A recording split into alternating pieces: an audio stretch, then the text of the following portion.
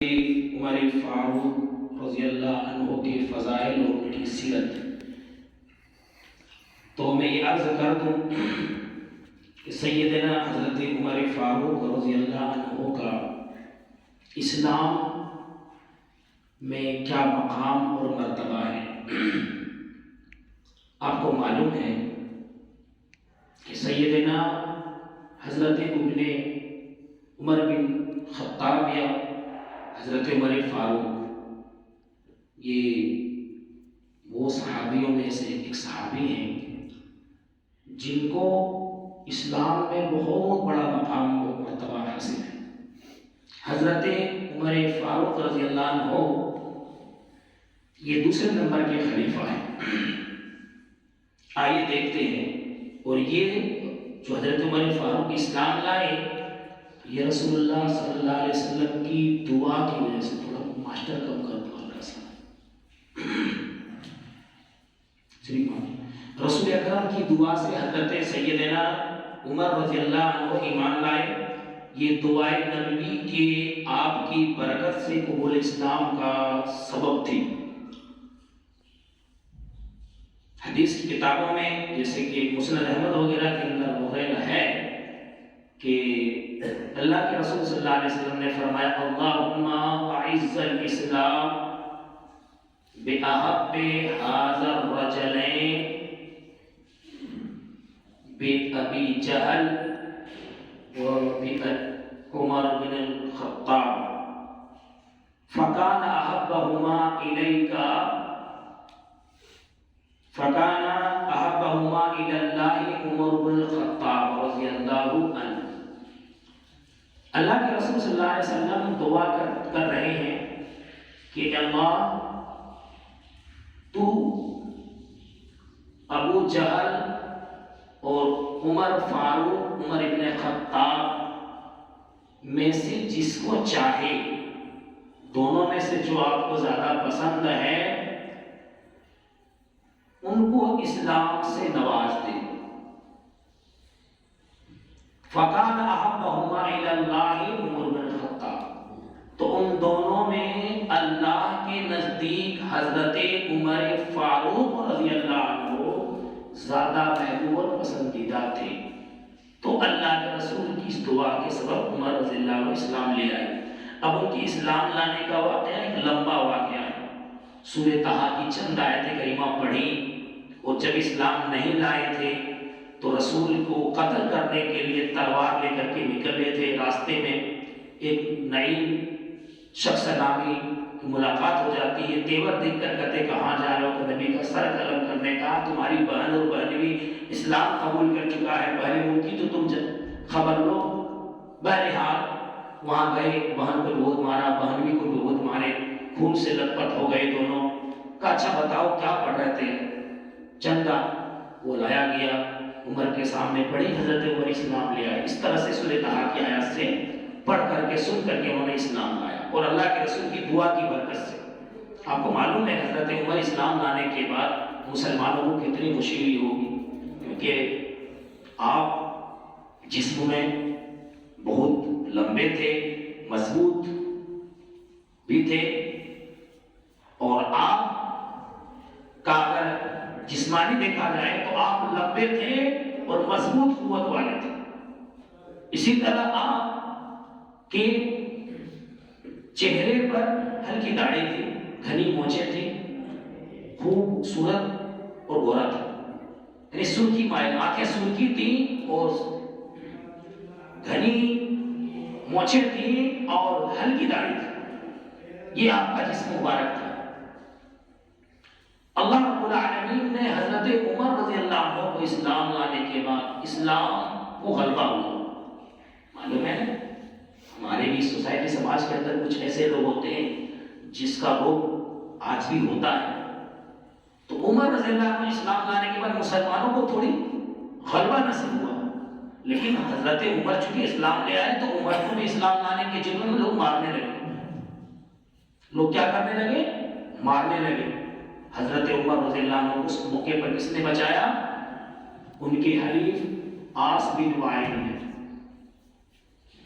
صحابی فرماتے ہیں کہ ما زلنا عزتا منذ اسلم عمر، ابن عمر رضی اللہ عنہ کے بعد اسلام لانے سے ہم لوگوں کو اسلام میں ہم لوگ غالب ہو گئے، اتنی عزت نہیں ملی جتنا، کیونکہ حضرت عمر اسلام جب تک لائے تھے لوگ کھلا کھلا تبلیغ بھی نہیں کرتے تھے، اور حضرت عمر اسلام لے آئے تو کیا کیا انہوں نے لوگوں کو کھلے عام دعوت کا اعلان کر دیا۔ ماسٹر کو کر دیجیے، ماسٹر لکھا ہوا اس کو۔ حضرت عمر رضی اللہ عنہ کے بارے میں یہ عرض کر رہا ہوں، تو آپ جانتے ہیں، آپ کا نام و نسب اگر بیان کروں ایک لمبا چوڑا ہے، یعنی آگے چل کر کے آپ کا نام و نسب میں جو ہے رسول کے نسب سے ملتا ہے، اور بات کریں آپ کی اولاد کی تو آپ کی ٹوٹل 13 اولادیں تھیں الگ الگ بیویوں سے، اور کل بیویاں آپ کی 13 تھیں، جن میں کچھ بیویاں زمانہ جاہلیت میں نکاح ہوا تھا، کچھ اسلام کے بعد نکاح ہوئے تھے، اور کچھ وہ بیویاں 13 میں شامل ہیں جن کو آپ نے انہیں کچھ طلاق بھی دی۔ یہ آپ کے ایک مختصر سا خاکہ ہے، سب ہے، لیکن اتنا بیان کروں گا تو بہت لمبا موضوع ہو جائے گا۔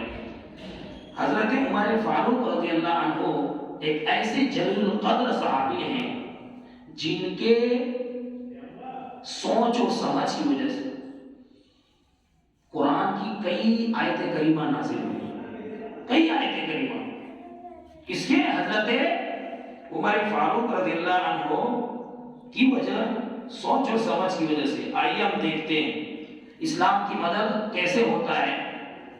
اسلام کی مدد سے اللہ تعالیٰ نے عمر کو غلبہ دیا، اور آپ کو وہ مقام کیوں ملا؟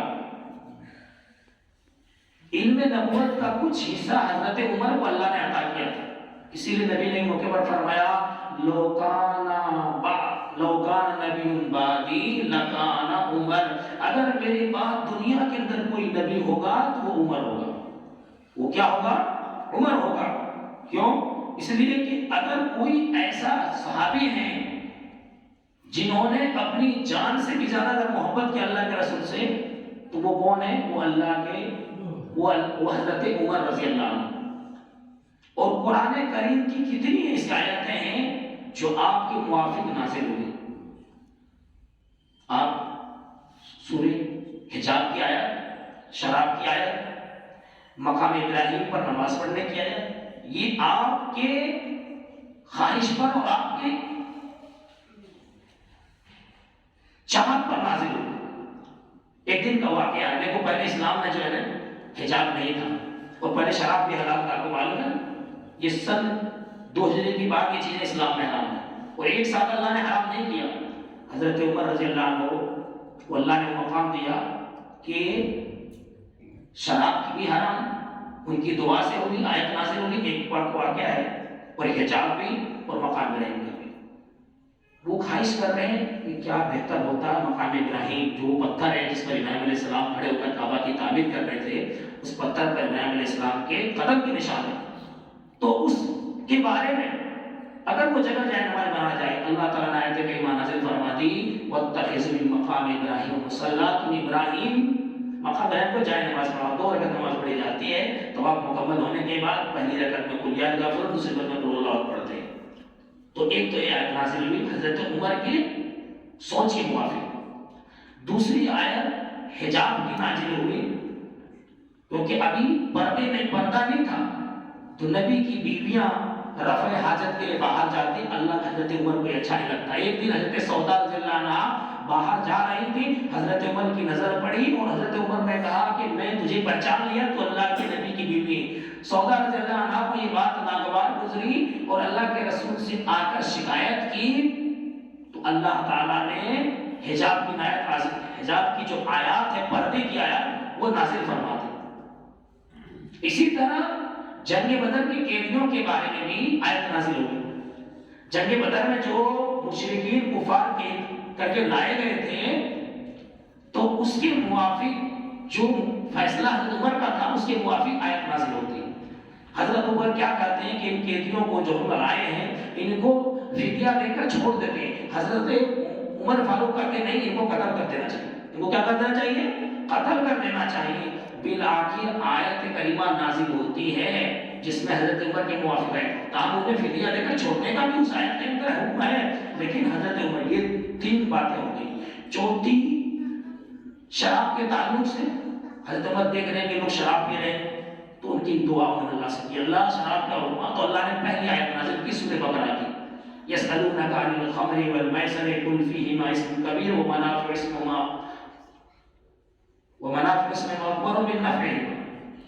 اللہ نے کیا فرمایا کہ لوگ آپ سے شراب کے بارے میں پوچھتے ہیں کہہ دو شراب اور جوا یہ کیا ہے؟